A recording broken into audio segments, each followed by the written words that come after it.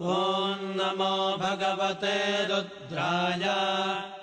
ॐ नमस्ते रुद्रमन्यव उतोत इषवे नमः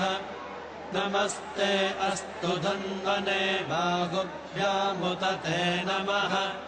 यात इषुः शिवतमा शिवम् बभूव ते धनुः शिवा शरव्यायातवतया नो रुद्रमृडया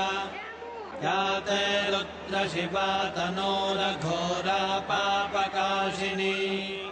तया नस्तनुभाषन्तमया गिरिशन्ताभिचाकशीः यामिषुङ्गिरिशन्तहस्ते बिभर्ष्यस्तवे शिवाङ्गिरित्रताम् कुरु माहि गुंसेः पुरुषम् जगत् शिवेन वचसा ता गिरिशाच्छावदामसि यथा नः सर्वमिज्जगदयक्ष्मगुम् सुमना असत् तज्जवोचदधिभक्ता प्रथमो दैव्योऽभिषक अहीगिष्टसर्वाञ्जम्भयन् सर्वाश्च यातु धान्यः असौ यस्ताम्रो अरुण उत बभ्रुः सुमङ्गलः